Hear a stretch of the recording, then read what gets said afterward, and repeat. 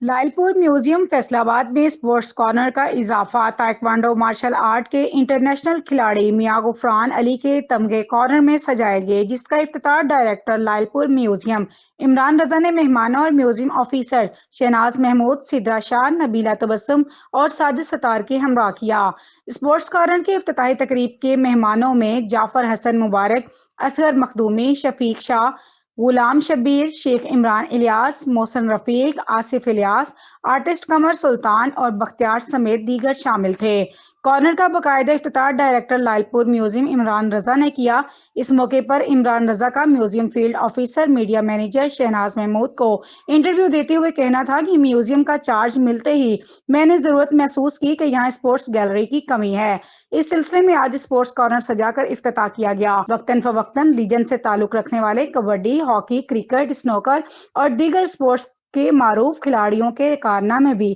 Sports gallery کی زینت بنائیں گے، جبکہ پاکستان کے معروف تائیکوانڈو کھلاڑی میاں غفران علی کا museum field officer Shahnaz Mahmood کو انٹرویو دیتے ہوئے کہنا تھا کہ میرے لیے فخر کی بات ہے کہ میری کامیابیوں کو لائلپور میوزیم کی زینت بنایا گیا ہے۔